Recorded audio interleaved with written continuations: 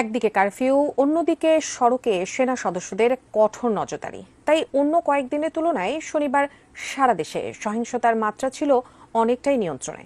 তবে শনিবার রাজধানীতে আইনশৃঙ্খলা বাহিনীর কঠোর অবস্থানের পরও বেশ কিছু জায়গায় সহিংসতার কিছু খবর পাওয়া যায়। বাকিটা জানাচ্ছেন রেজওয়ান ফয়েজ।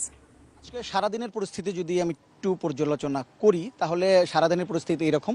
সকাল থেকেই গত কয়েকদিন ধরে যে সহিংসতা আমরা দেখতে পেয়েছি এই কারফিউ জারির পরে, সেই সহিংসতা রাস্তায় অনেকটাই কমে এসেছে।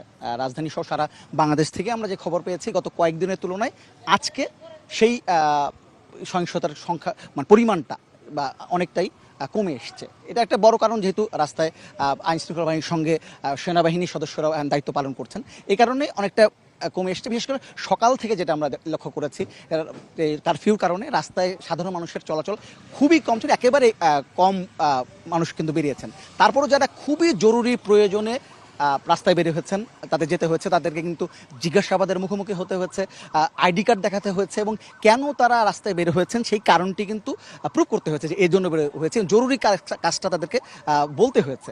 তারপর যদি আইনশৃঙ্খলা বাহিনীর সদস্যরা বা সেনাবাহিনীর সদস্যরা যদি সেটা নিয়ে তারা যে ঠিক আছে আসলে জরুরি কাজ আছে এটা নিয়ে যাতে সন্তুষ্ট হন, তখন তাদেরকে ছেড়ে দেওয়া হয়েছে অথবা তাদেরকে আবার ফিরতে বাড়িতে পাঠিয়ে দেওয়া হয়েছে। এই হচ্ছে রাজধানীর পরিস্থিতি ছিল। তারপর যখন 2 ঘন্টার জন্য 12টা থেকে 2টা পর্যন্ত 2 ঘন্টার জন্য যখন কারফিউটা শিথিল করে নেওয়া হয়েছিল, তখন সাধারণ মানুষ বেরিয়েছেন যে দৈনন্দিন কাজ, বাজার, এই সব কাজগুলো কিন্তু তারা তখন সেরে ফেলেছেন। তারপর পরেই কিন্তু আবারও কারফিউ হয়েছে, এবং সারা দেশে আমরা দেখেছি যে আজকে সারাদিন রাস্তায় সাধারণ মানুষের চলাচল একেবারেই কম ছিল, জরুরি প্রয়োজন ছাড়া খুব বের হয়নি। আর সহিংসতা যদি বলি, সকাল থেকে তেমন সহিংসতা কোথাও আমরা পাইনি, তবে দুপুরের পর থেকে কোনো জায়গায় আমরা সহিংসতার খবর পেয়েছি। তারপরেও গত কয়েকদিনের তুলনা যদি আমি তুলনা করি, সেই সংখ্যাটা বা তার যে পরিমাণটা এবং যে এর আগে যে ধরনের সহিংসতা হয়েছে সেই সংখ্যাটা কিন্তু খুবই কম বা পরিমাণটাও কম, সেভাবে হয়নি। তারপর এই রাত এসছে, রাতেও কিন্তু আমরা দেখতে পাচ্ছি, আমি রাজধানীর পরিস্থিতি যদিও বলি, রাতে রাজধানীর পরিস্থিতি কিন্তু এখন পর্যন্ত শান্ত রয়েছে। দু একটি জায়গা ছাড়া বেশিরভাগ জায়গায় কিন্তু আইন শৃঙ্খলা পরিস্থিতি এখনও আইন শৃঙ্খলা বাহিনীর নিয়ন্ত্রণে রয়েছে গত কয়েকদিনের তুলনায়, এটা একটা ব্যাপার আছে। আর ইন্টারনেট নিয়ে অনেকেই প্রশ্ন তুলছেন যে কবে ইন্টারনেটে আসবে। ইন্টারনেট নিয়ে অনেকের মধ্যেই এক ধরনের অস্বস্তি কাজ করছে যে অনেকদিন ধরে ইন্টারনেট নেই। এটি নিয়ে আজকে তথ্য প্রযুক্তি প্রতিমন্ত্রী জুনায়েদ আহমেদ পলক যেটি জানিয়েছেন যে ইন্টারনেট ফিরতে আরও কিছুদিন সময় হয়তো লাগতে পারে, বা কবে ইন্টারনেটের স্বাভাবিক হয়ে আসবে ইন্টারনেটটি, সেটি তিনি এখনই পরিষ্কার করে বলতে পারছেন না।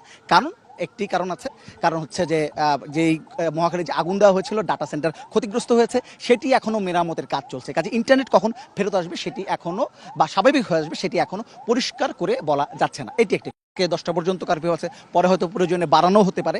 এই কারণেই দুদিন সাধারণ ছুটি ঘোষণা করা হয়েছে সারা দেশে। এটি একটি তথ্য রয়েছে। তবে যদি সব কিছু মিলে বলি, সাধারণ মানুষের লক্ষ্য কিন্তু একটাই, যেভাবেই হোক না কেন, এই যারা কোটা আন্দোলনের পক্ষে আছেন কিংবা বিপক্ষে যাই বলেন না কেন, সবারই কিন্তু প্রত্যাশা কোনো একটাই, যে কোনোভাবে এই সহিংসতা যেটা আছে সেটা যেন বন্ধ হয়ে যায়। এটাই সবাই প্রত্যাশা করছেন। আলোচনার মাধ্যমে যেন এই সমস্যাটা সমাধান হয় সেই দিকে তাকিয়ে আছেন, এবং এ কারণেই আগামীকাল 10টার সময়, সকাল 10টার সময় কিন্তু আপিল বিভাগে এই কোটা সংস্কার নিয়ে একটি যে রায়টি আছে, বাতিল হওয়ার যে রাইট হওয়া, এ কারণেই আগামীকাল 10টার সময়, সকাল 10টার সময় কিন্তু আপিল বিভাগে এই কোটা সংস্কার নিয়ে একটি যে রায়টি আছে, বাতিল হওয়ার যে রাইট হওয়া বা না হওয়া নিয়ে যে রায়টি আছে বা যে মামলাটি রয়েছে সেটি কিন্তু আপিল বিভাগে উঠবে এবং সেখানে শুনানি হবে। এবং তারপরে কিন্তু প্রত্যাশা করা হচ্ছে সেখান থেকেই, কারণ দুপক্ষ থেকে, সরকারের পক্ষ থেকে হোক এবং যারা আন্দোলনকারী শিক্ষার্থী আছে তাদের পক্ষ থেকে হোক, সব পক্ষ থেকে আশাবাদ ব্যক্ত করা হয়েছে যে এখানে ভালো ফলাফল আসবে। সরকারের পক্ষ থেকে বলা হচ্ছে সেখান থেকে একটি প্রত্যাশাজনক হয়তো ফলাফল চলে আসবে। কাজেই সেটি যখন চলে আসবে বা আগামীকাল রায়টার জন্য সবাই অপেক্ষা আছে এবং প্রত্যাশা করছে যে সেই রায়টি আসার পরপরই এই যে একটি সহিংস পরিস্থিতি, সেই পরিস্থিতি অনেকটাই নিয়ন্ত্রণে চলে আসবে। যারা সবকিছু মিলে যে সারা দেশের যে পরিস্থিতি সেটি মোটামুটি স্বাভাবিক হয়ে আসবে বলে প্রত্যাশা করা হচ্ছে। সবার দৃষ্টি আসলে আগামীকাল সকাল 10টায় আদালতের দিকে, সেখান থেকে কি রায় আসে এবং তারপর আসলে প্রতিক্রিয়া কেমন হয় সেটির দিকে। তবে সবাই প্রত্যাশা করছে যেভাবে হোক না গত কয়েকদিন ধরে চলা যে সহিংসতা সেটি বন্ধ হয়ে যাবে এবং আবার বাংলাদেশে শান্তি ফিরে আসবে, এই প্রত্যাশা সবাই করছেন। তো এই এখন পর্যন্ত এই ছিল আমার কাছে সর্বশেষ পরিস্থিতি। কারফিউ